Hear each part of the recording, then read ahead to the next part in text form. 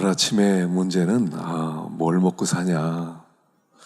우리가 눈 뜨면서 고민하는 게 뭐냐면 뭘 먹고 사냐. 뭘 먹고 사냐. 하긴 어린아이들도 뭘 먹고 사냐. 학교 들어가고 아이들이 뭘 먹고 사냐. 이게 인생의 제일 큰 문제라고 그랬죠. 그래서 광야로 나왔는데 광야에서 하나님께서 이 문제를 가르쳐 주시면서 이제 더 이상 먹는 문제 때문에 걱정하지 마라 하는 것을 말씀해 주셨습니다. 그래서 그들에게 세 가지 원리를 가르쳐 주셨죠. 첫 번째는 내가 수고해서 먹는 게 아니다 하는 것을 가르쳐 주셨어요. 우리는 자꾸 내가 일해야 먹고 살 수 있다.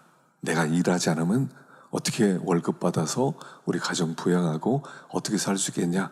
내가 일해야 된다.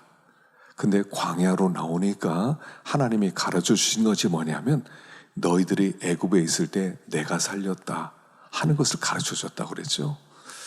우리가 먹고 살려면요 그냥 내가 일해서 사는 게 아니에요. 모든 환경에 다 그렇게 만들어줘야 돼요. 하나님이 이걸 뒤에서 다 해주신 거란 말입니다. 그래서 하나님이 우리를 살리셨다. 예수 믿기 전에도 살리셨어요. 예수 안 믿는 사람은 자기가 노력해 사는 게 아니에요. 하나님이 살리세요. 하나님은 그 비를 악인과 선인에게, 그 태양을 악인과 선인에게 비춰주세요. 그래서 살게 만드세요. 공중에 나는 새도 하나님이 살리시고 들의 백합화도 하나님이 입히셔. 이게 원리예요. 기본이에요. 우리가 이원론적 사상을 자꾸 갖고 있거든요. 육신은 내가 일해야 먹고 살 수 있어. 근데 교회 나오면 영적인 양식 먹는 거야. 이렇게 생각해요. 틀렸어요. 내가 일해서 먹고 사는 게 아니라 하나님이 먹게 해주셔서 먹는 것이다. 첫 번째 원리라고 그랬죠. 두 번째, 우리가 걱정하는 이유가 뭐냐면 항상 내일 양식 때문이라고 그랬어요. 아니면 1년 뒤의 양식. 우리는요 10년 뒤의 양식도 걱정해요. 10년 뒤에 뭐 먹고 살지? 하나님은 내일은 내가 내일 또 먹여. 오늘 하루 먹으면 충분하면 됐어. 1년 뒤 걱정하지 마. 10년 뒤 걱정하지 마. 그렇게 40년을 먹이셨어요. 자, 그래서 예수 믿는 사람의 축복이 뭐냐면 염려하지 않을 수 있다는 게 축복이에요. 염려하지 않아도 된다는 거. 근데 생각해 보세요. 염려하면 그 염려가 도움이 됩니까? 내가 10년 뒤를 막 엄청 걱정하고 막 염려해서 막 그렇게 그 밤에 잠도 못 자고 그랬더니 그게 도움이 됐어요? 전혀 도움이 안 돼요. 염려는 도움이 안 되면서 염려를 해요. 불신앙이라는 거예요. 하나님이 오늘 먹을 거 있어? 그러면 됐어. 내일에는 내일에 하나님이 계셔. 그러니까 염려 끝. 여러분 예수 믿는 사람은요 염려하지 않아요.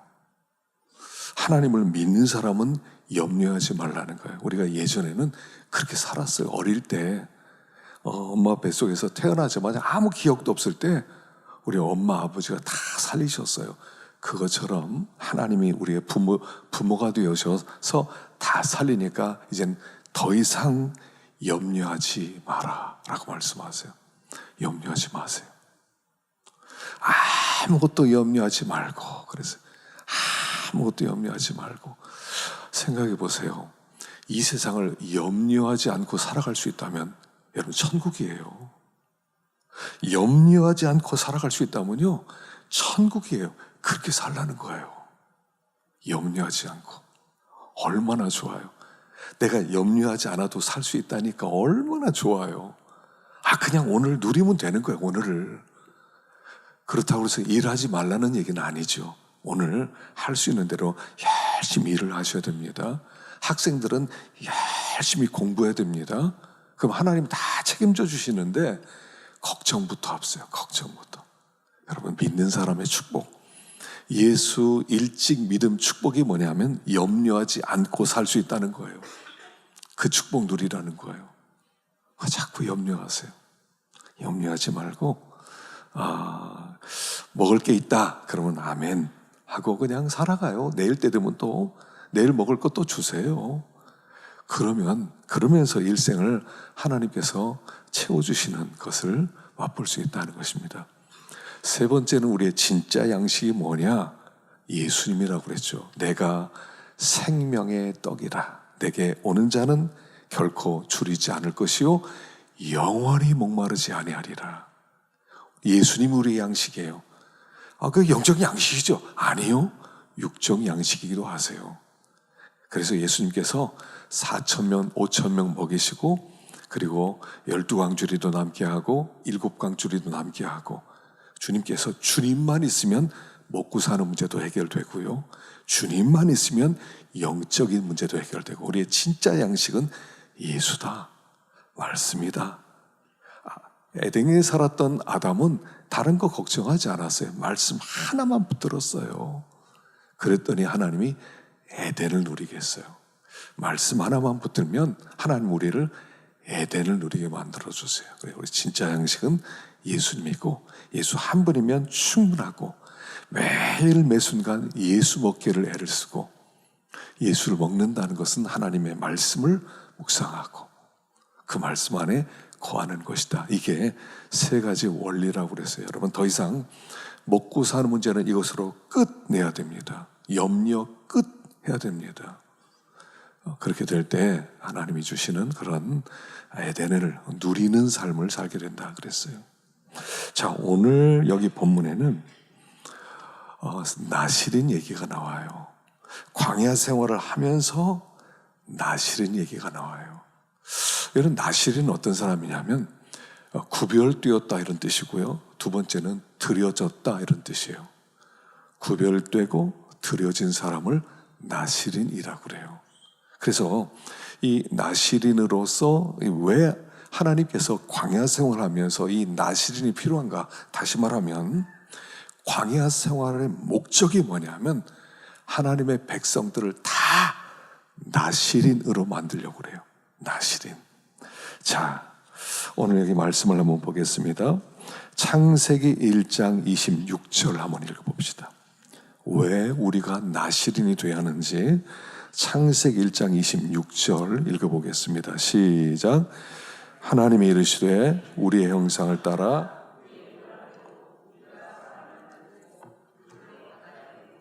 하늘의 새와 가축과 온 땅과 땅에 기는 모든 것을 다스리게 하자 하시고. 하나님이 우리를 창조하셨는데요, 하나님의 형상대로 하나님의 모양대로 창조했어요. 그래서 우리 그 사람으로 하여금 바다의 물고기, 하늘의 새, 가축, 온 땅과 땅에 이르는 모든 것을 다스리게 하자. 모든 것을 우리의 형상대로 만든 그가 다스리게 하자. 그래서 하나님이 형상대로 사람을 만들었어요. 자, 하나님이 형상대로 사람을 만들었다 할 때 우리 쉽게 이렇게 생각하면 돼요. 장갑을 생각하세요. 장갑. 어떤 사람이 장갑이 필요해서 장갑을 만들었다고 합시다. 그래서 손을 넣고요. 손을 처음에는 헝겊을 이렇게 그림을 그리고요. 이걸 잘라서 가죽 붙여가지고 장갑을 만들었어요. 이 장갑은 이 사람의 손의 모양과 손의 형상대로 만들었어요. 왜 장갑을 만들었을까요? 장갑을 만든 목적은 뭐냐면 이 주인이 장갑을 끼고 뭐 좀 하려고 그러는 거예요. 뭐 좀 하려고 그래서 장갑을 만들었어요. 그게 사람이란 말이에요. 사람은 하나님의 장갑으로 만들어졌단 말이에요. 이 장갑의 목적은 뭐냐면 주인이 그 장갑 손으로 껴가지고 일을 하기 위해서 장갑을 만든 거예요. 자, 사람의 목적은 뭐냐면 장갑 자체가 아니에요. 가죽으로 장갑을 만들었으니까 튼튼하게 생겼구나, 색깔이 참 좋구나, 참 이렇게 멋있게 생겼구나 하고 장갑을 걸어놓기 위해서 만든 게 아니에요. 장갑은 주인이 끼기 위해서 만든 거예요. 그래서 주인이 장갑을 끼고 이런 일 저런 일을 하거든요. 물건을 들기도 하고 또 무엇을 만들기도 하고 옮기기도 하고 장갑 끼고. 장갑이 하는 게 아니에요. 장갑 안에 있는 주인이 하는 거예요. 근데 겉으로 볼 때는 장갑이 하는 것처럼 보여요. 이것이 사람 창조의 목적이에요. 사람 창조의 목적은 하나님이 사람을 장갑으로 만든 다음에 장갑을 끼고 그를 통해서 하나님의 하나님 되심을 나타내려고 그렇게 우리를 하나님의 형상대로 만들었단 말이에요. 근데 장갑이 자꾸 주인이 끼려고 하니까 끼지 마세요. 그리고 나 혼자 하고 싶어요. 나를 걸어놔 주세요. 나는 이렇게 전시해 주세요. 이러면은 장갑의 목적이 잘못된 것이죠. 주인이 장갑을 끼려고 만들었어요. 자, 그런데 이 장갑이 너무 더러워졌어요. 죄로 말미암아. 그래서 이 주인이 이 장갑을 깨끗하게 한 다음에 장갑을 끼기 위해서 하는 일이 그들을 구원하고 그리고 그들을 광야로 보내고 훈련을 시키는 것이다. 예수님께서 사람이 되어 이 땅에 오시고 내가 되어서 이 땅에 오시고 내 죄와 허물을 십자가에서 다 없애버리시고 부활하셨어요. 그리고 승천하셔서 영으로 오셔서 우리 안으로 오셨다고 그랬죠. 이게 나시린이에요. 이게 나시린이에요. 왜 나시린 얘기가 나오냐면 이제 내가 너희 속에 들어가서 너희와 하나 되어서 하나님의 역사를 하고 싶다. 그래서 광야로 보내놓고 너희들 나시린 되라 라고 말씀하는 거예요.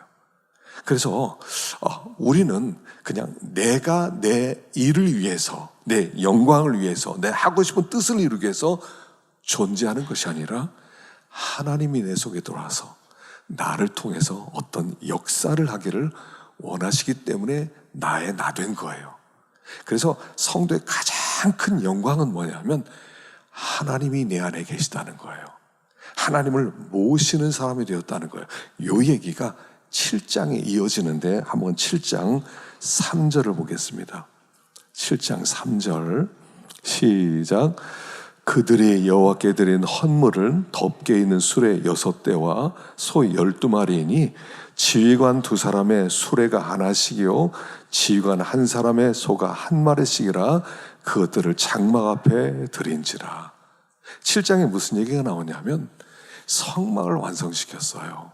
성막을 완성시키고 그리고 거기에 기구들을 다 기름으로 바르고 그리고 나서 거기에 있는 두령들이 수레를 갖다 바쳤어요.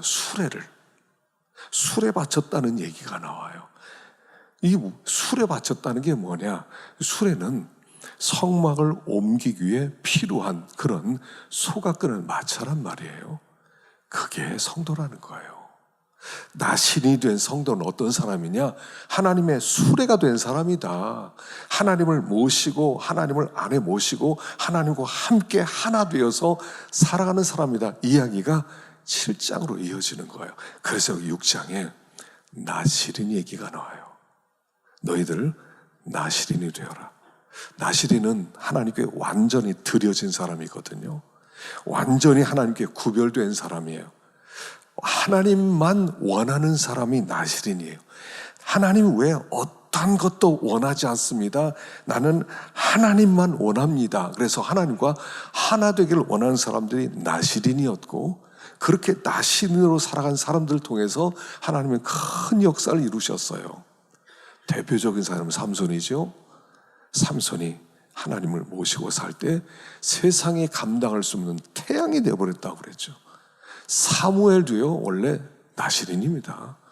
새로운 시대를 열었던 사무엘도요, 하나님과 하나 되고 하나님을 모시고 살았던 사람이에요. 신약 시대는 세례요한이 나시린이었어요.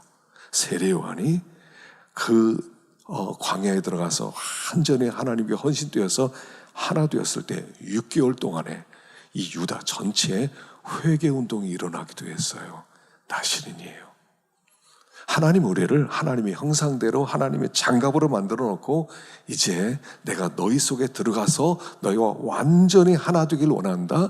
그러니까 나시린으로 너 자신을 하나님께 헌신해라 하는 말씀이 6장 말씀이라는 거예요. 이게 광야 생활의 중요한 목적이에요. 중요. 첫째는 우리를 군대로 만드는 거라고 그랬고요. 두 번째는 나시린 되어서 주님과 하나 되라. 그게 광야 생활의 목적이다 하는 것을 가르치고 있어요. 자, 여기 3절 보겠습니다. 3절 읽어보겠습니다. 시작. 포도주와 독주를 멀리하며 포도주로 된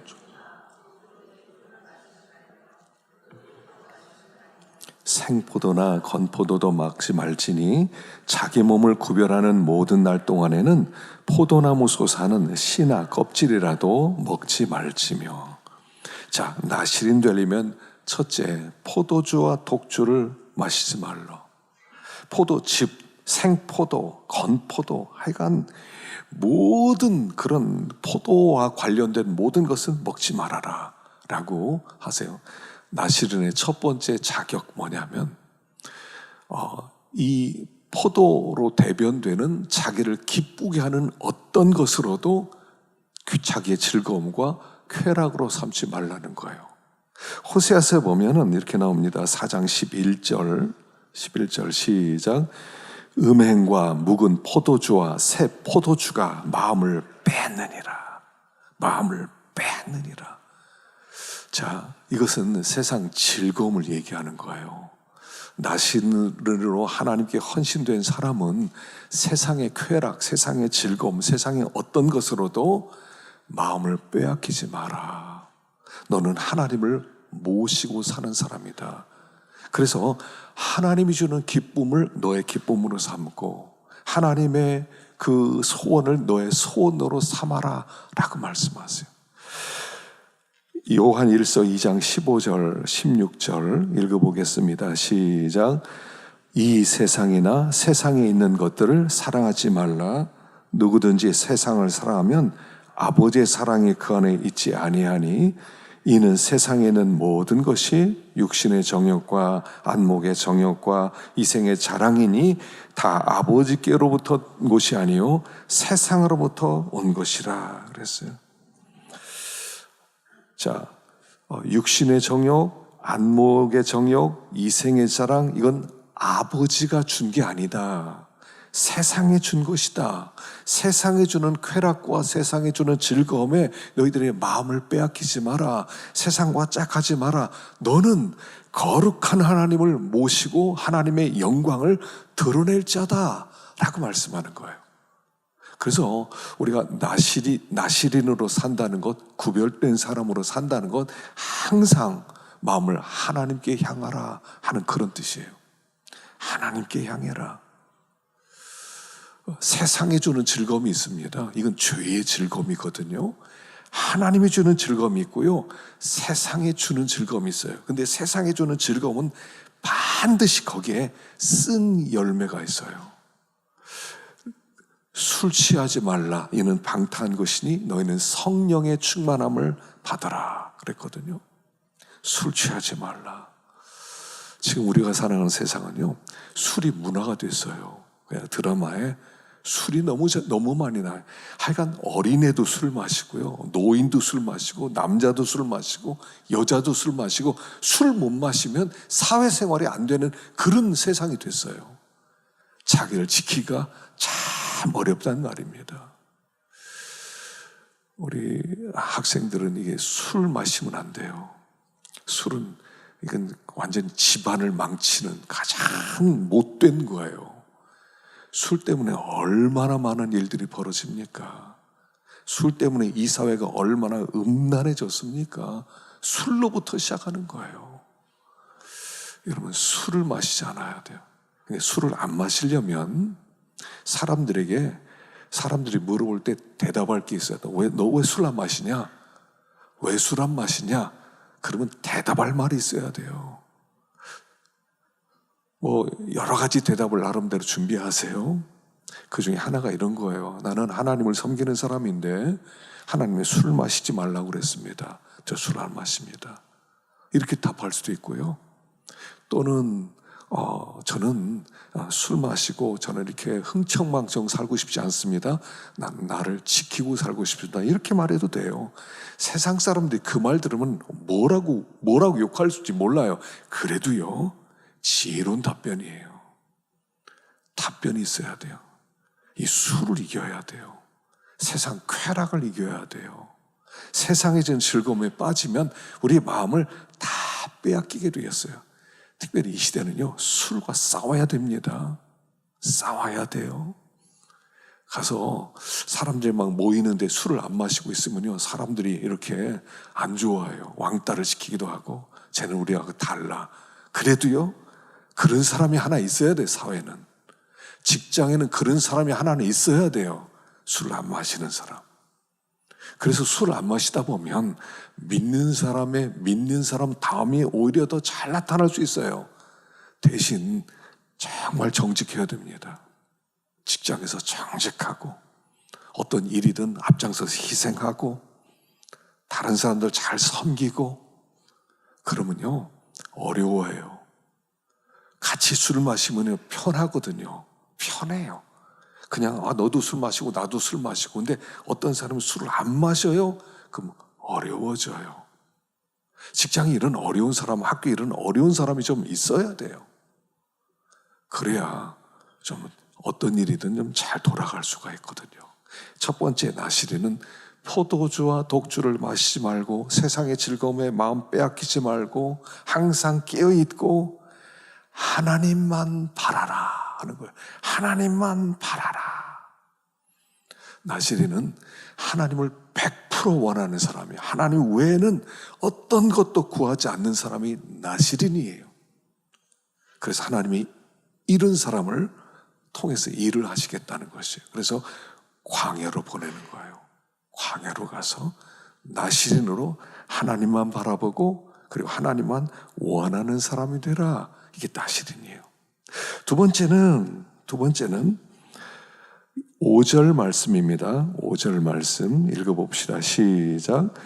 그 서원을 하고 구별하는 모든 날 동안은 삭도를 절대로 그의 머리에 대지 말을 것이라. 자기 몸을 구별하여 여호와께 드리는 날이 차기까지 그는 거룩한즉 그의 머리털을 길게 자라게 할 것이며.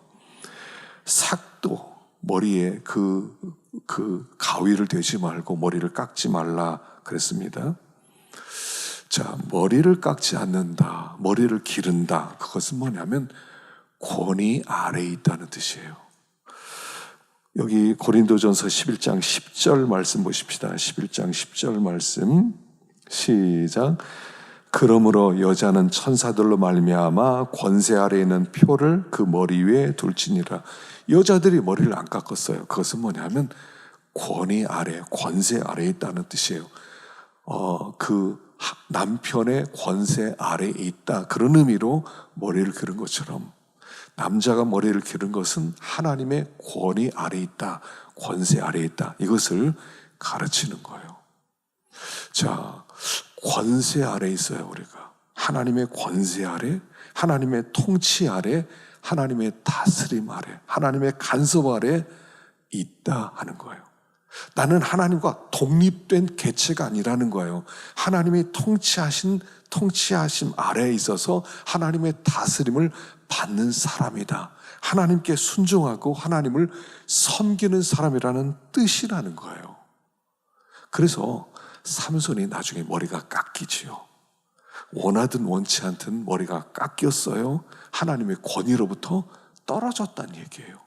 그러니까 하나님의 통치로부터 떨어졌으니까 그때부터는 내가 나를 책임져야 되니까 그때부터는 모든 수치스러운 일을 당했던 거예요.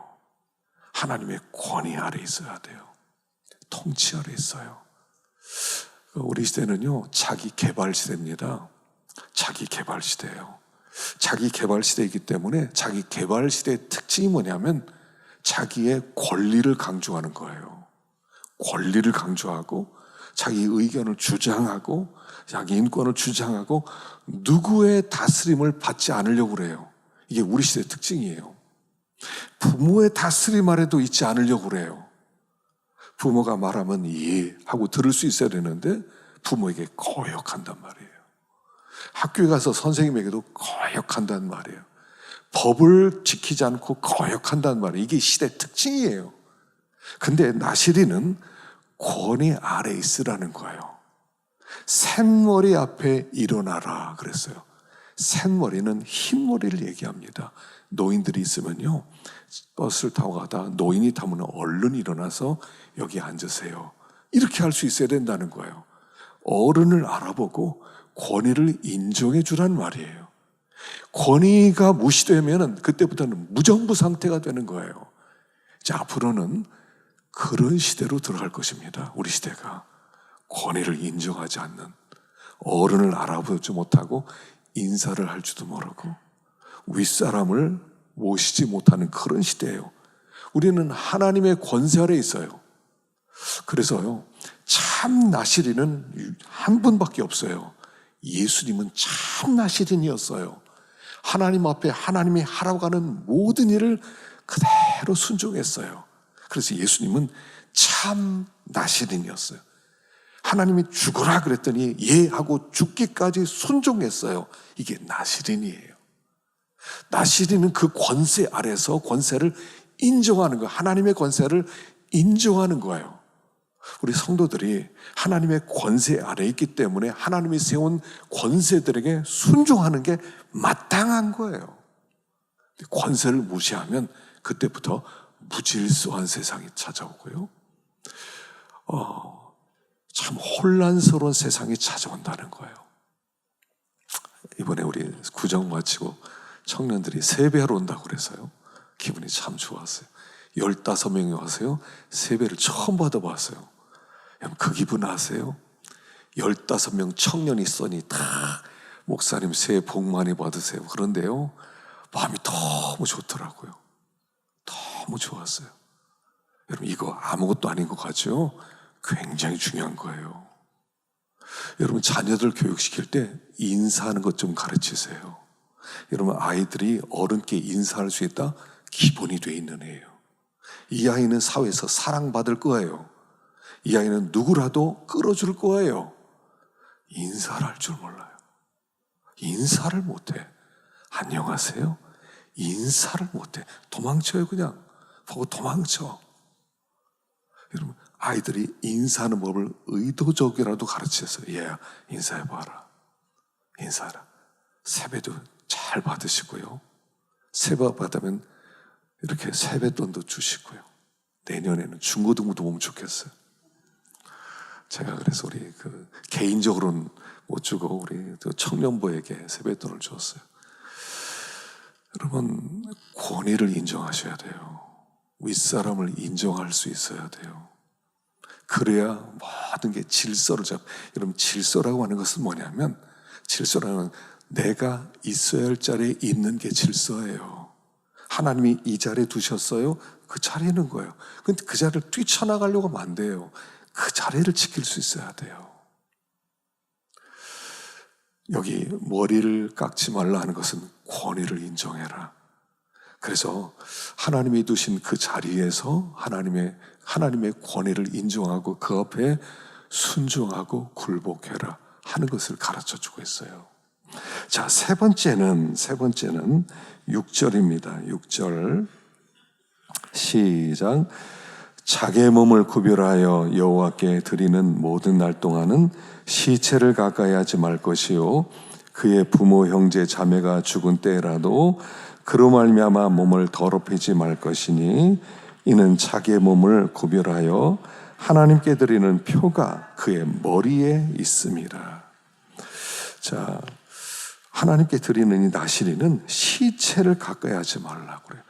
부모, 형제, 자매가 죽은 때라도 몸을 더럽히지 마라 라고 얘기하세요.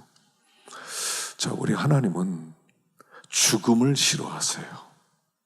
왜냐면 우리 하나님은 생명의 하나님이고 마귀는 죽음의 신이에요. 죽음의 존재예요. 마귀의 역사는 뭐냐면 모든 것을 죽게 만드는 거예요. 마귀 역사는 모든 것을 파괴하고 파멸하고 죽게 만드는 것이 마귀 역사예요. 그래서 하나님은 죽음을 싫어하세요. 하나님은 생명을 좋아하세요. 그래서 나실이 된다는 것은 부정한 것, 시체, 죽음에 관련된 걸 만지지 말라는 거예요. 자, 죽음에 관련된 게 뭐냐? 여러분, 우리가 살아가는 이 세상에는요, 사실 가만히 보면 죽음의 소리로 가득 차 있어요. 죽음의 소리예요. 특별히 이렇게 사람들 만나면요, 서로 이렇게 대화를 하다 보면 죽음의 소리가 있어요. 다른 사람을 욕하는 거, 험담하는 거, 은근히 끌어내리는 거, 시기하는 거, 이거 다 죽음의 소리잖아요. 그 죽음의 소리가 우리를 죽음에 가깝게 우리를 이끌어간다는 거예요. 우리가 분별을 해야 되는데 어떤 소리를 들으면 이게 생명의 소리인지 죽음의 소리인지를 분별할 수 있어야 돼요. 어떤 소리를 들으면 내가 막 마음이 살아나고 마음에 기쁨이 생기고 그리고 내가 더 잘해보려고 그러고 더 충성해야지 이런 말을 하는 그런 소리가 있는가 하면 어떤 말을 들으면 기가 죽고 두려워지고 불안해지고 염려가 되고 자살하고 싶은 생각이 들고 이건 죽음의 언어들이에요. 이런 것들을 가까이 하지 말라는 거예요. 첫 번째는. 여러분 주변에 어떤 사람이 있느냐가 중요합니다. 어떤 말을 하는 사람들이 있느냐가 중요합니다. 그래서 죽음의 소리를 하는 사람들, 그런 사람들 곁에 있으면 빨리 떠나세요. 교제권이 있어야 됩니다. 교제권이 있어야 되는데 그 교제권에 죽음의 소리 하는 사람도 있어. 원망하고 불평하고 그리고 막 시기하고 막 뒤에서 욕하고 그런 사람에서 빨리 떠나야 돼요. 왜냐하면 그 죽음이 내 안에 들어와서 나에게 영향을 끼쳐요. 나를 부정하게 만들어요. 하나님을 더 가까이 하고 하나님을 더 섬기고 믿음으로 살고 싶어 이런 게 아니라 그냥 어두워지게 만들어요. 여러분 신앙은요 밝은 겁니다. 밝아야 돼요. 신앙은 어둡지 않아요. 생명은 빛이에요. 죽음은 어둠이에요. 그래서 시체는 어둡게 만들어요. 두렵게 만들어요. 물론 우리가 장례식장에 가지 말라 이런 얘기는 아니에요. 그러나 영적인 영향력을 끼쳐요. 어떤 사람의 말을 들으면 막 기쁨이 차고 넘쳐요. 그 사람 말을 들으니까 힘이 나네, 위로가 되네, 다시 잘할 수 있겠네. 생명의 언어예요. 어떤 사람 얘기를 들으면요 기가 다 죽고요, 그냥 더 자포자기하고 싶고요, 그냥 염려만 되고요. 그런 사람 곁에는 있어서는 안 돼요. 그건 죽음의 사람이에요. 죽음의 사람. 여러분 진리는요 참 밝은 거예요. 하나님의 진리는 참 기쁜 거예요. 제가 굉장히 존경하는 목사님이, 저는 하용조 목사님을 참 존경해요. 항상 제가 하용조 목사님 밝게 우는 모습이 제 방에 한 사진 하나 붙여놨거든요. 세상 떠나기 전에 찍은 사진인데, 그분은 암 수술 7번을 했어요. 이틀에 한 번씩 투석을 하셨어요. 근데도 항상 설교를 할 때는 밝아요. 항상 밝아요. 그분이 그래요. 설교할 때는 너무 기쁘다고, 하나도 안 아픈 사람 같아요. 진리는 빛이에요. 예수를 믿는 사람은 빛을 받은 사람, 빛을 받은 사람. 그 사람이 얼마나 설교를 잘하든, 얼마나 지혜가 많든, 얼마나 책을 많든 관계없어요. 빛이 있느냐는 거예요, 얼굴에. 생명이 있는 사람은 빛이 있는 거예요. 밝아야 돼요. 그래서요, 여기 부모, 형제, 자매가 죽은 때라도 몸 더럽히지 마라.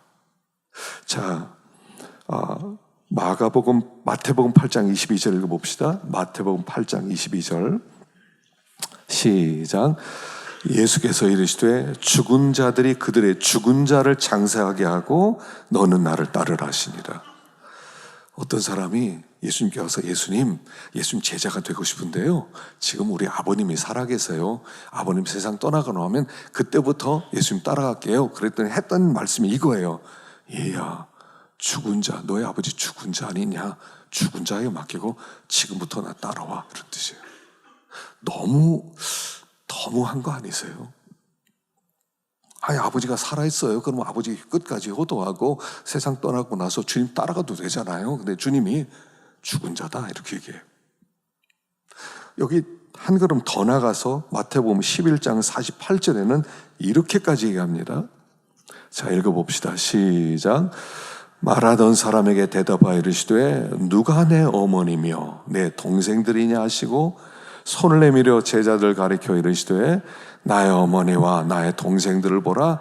누구든지 하늘에 계신 내 아버지의 뜻대로 행하는 자가 내 형제요 자매요 어머니라 하시더라. 자, 예수님이 미쳤다, 귀신 들렸다 하는 얘기가 부모님 엄마 귀에 들리고 형제들 귀에 들렸어요. 그러니까 빨리 데려가라. 그러니까 엄마하고 형제들이 와서 예수님 미쳤다고 그러니까, 귀신 들렸다고 하니까 빨리 데리러 가자. 그리고 예수님을 찾으러 밖에 서 있어요.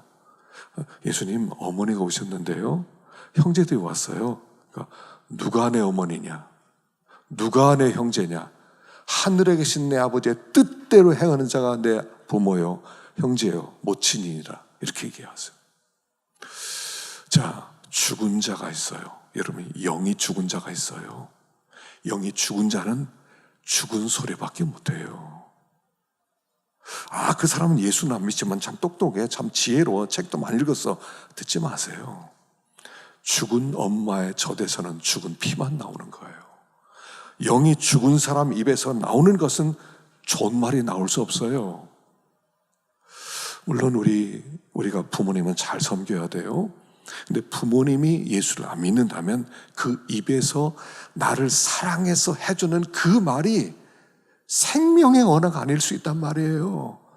우리 부모님은 나를 너무너무 사랑해서 너 제발 이렇게 해라, 제발 저렇게 해라. 근데 때때로 그 말이 죽은 자의 말이라는 말이에요. 그런 말에 더럽히지 마라.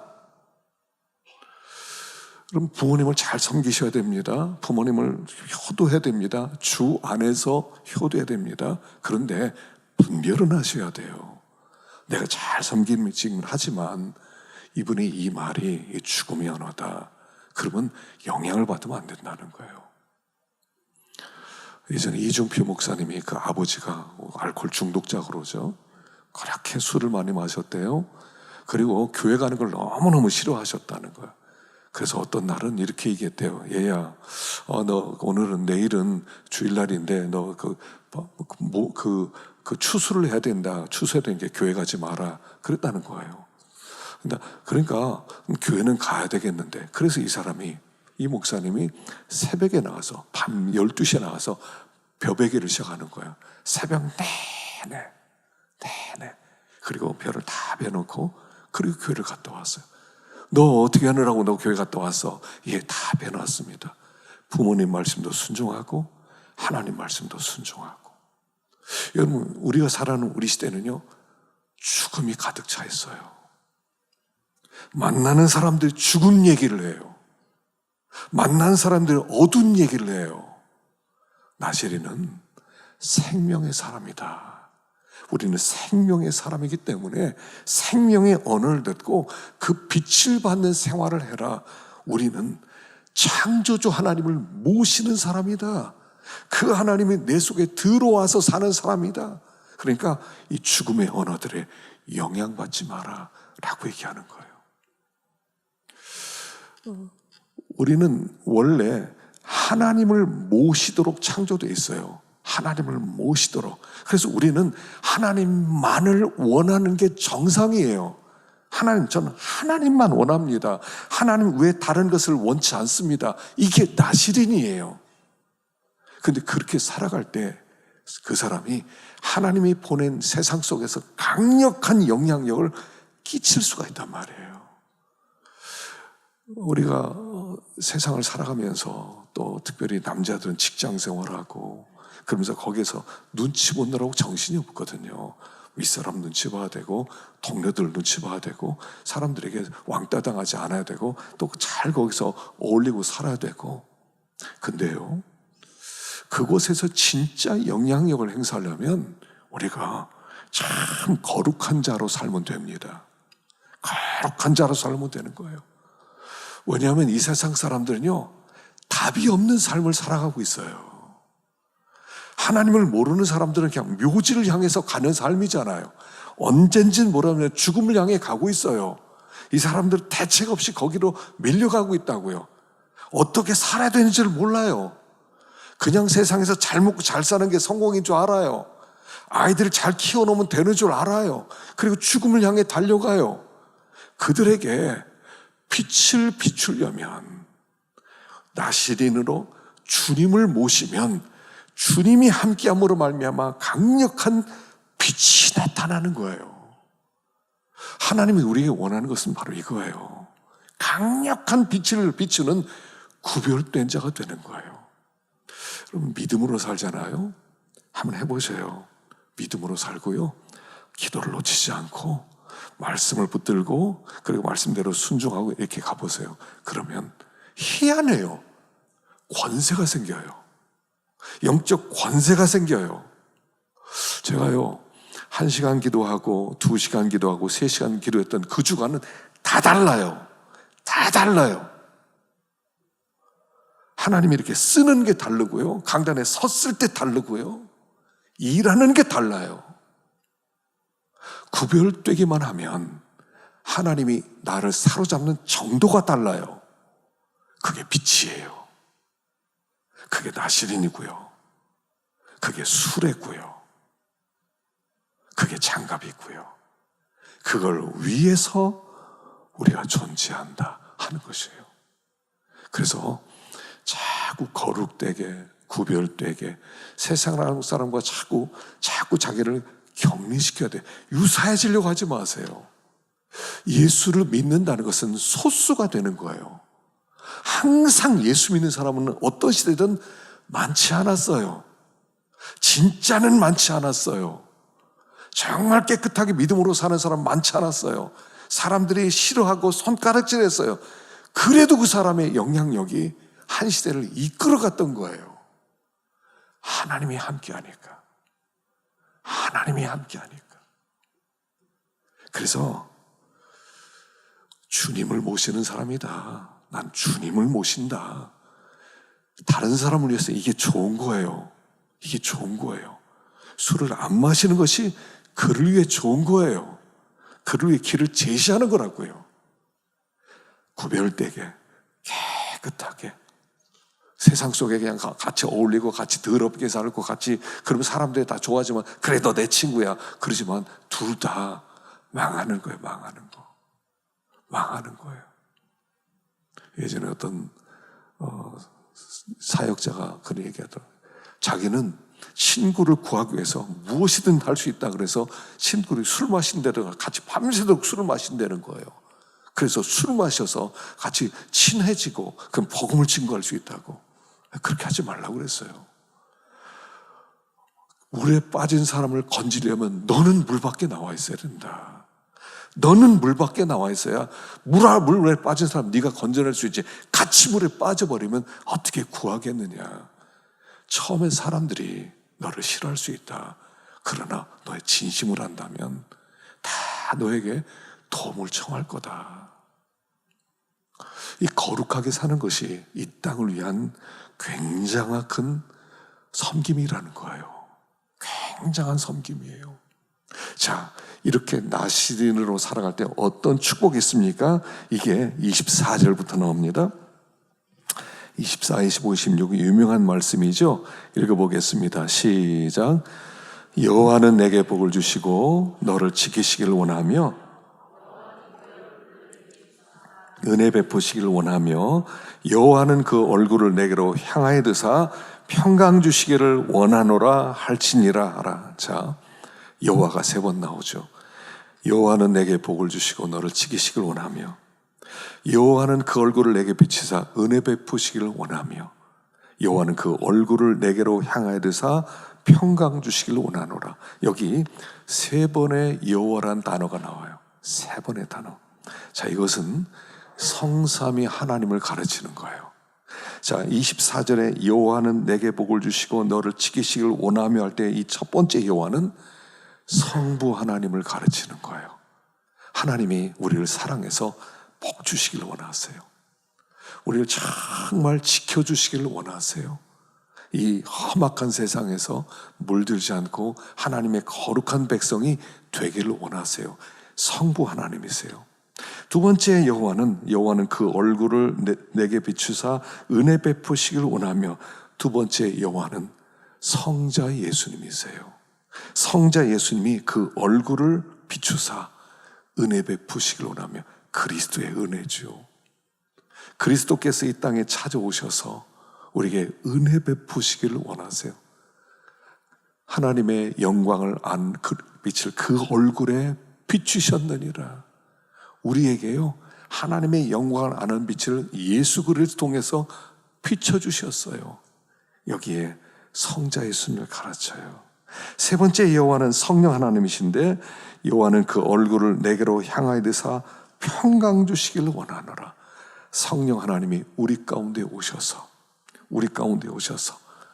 우리와 함께 동행하심으로 말미암아 평강 주시기를 원하세요. 자, 성부, 성자, 성령 하나님이 우리 가운데 오셔서 우리에게 복 주시고 지키시고 은혜 베푸시고 평강 주시고, 우리 성도는요, 거룩하게 살 때 이 복을 받는 거예요. 나신으로 주님을 모시고 살 때 이 복이 우리에게 있는 거예요. 그래서 우리가 주님을 모시는 거예요, 성령. 그래서 이거를 구약의 축복, 그리고 고린도후서 13장 13절 주 예수 그리스도의 은혜와 하나님의 사랑과 성령의 교통하심, 그건 신약의 축복. 그래서 두 가지가 사실은 같은 의미예요. 같은 의미. 그래서 어떤 목사님은 구약의 신약에 있는 축복으로도 축도하기도 하고요, 또 이 구약의 이 말씀으로 축도하기도 하는 것을 제가 봤어요. 어떤 사람이 이 복을 받아요? 나시린이 받아요. 나시린이. 하나님을 모시는 하나님의 장갑, 하나님의 형상과 모양, 그렇게 해서 주님을 모시고 살아갈 때 성부 하나님, 성자 하나님, 성령 하나님이 함께 하셔서, 자 보세요, 성부 하나님이 오시고 성자 예수님이 오시고 성령 하나님이 우리 가운데 함께 오셔서 그분과 함께 동행하고 살아가는 게 얼마나 큰 복이겠어요. 세상에 가장 큰 복이 이 복이에요. 가장 큰 복. 가장 큰 복이요, 이 복이. 삼위 하나님과 함께 누리고 함께 하나 되고, 그분이 나를 통해 나타나고, 그분이 얼굴을 빌리시 세상에 비추시고 다른 사람의 소망이 되게 하시고, 이게 하나님의 우리에게 주신 가장 놀라운 복이라는 것입니다. 바로 이 나시린 되게 하시는 것이 광야 생활의 중요한 또 하나의 목적이셨다 하는 거예요. 우리가 살아가면서 이제 그 주님을 모시고, 주님, 내 소원은 주밖에 없습니다. 주밖에 없습니다. 그리고 주님을 바라보고 주님을 모시고, 이게 행복이에요. 그 행복은 거룩에 있는 거예요. Holy man is happy man이에요. 거룩하게 사는 것만큼 하나님의 행복이 우리에게 임하게 되는 것입니다. 아무쪼록 우리가 거룩한 나시린으로 또 이 광야길을 힘있게 행진할 수 있기를 간절히 축원합니다. 기도하겠습니다.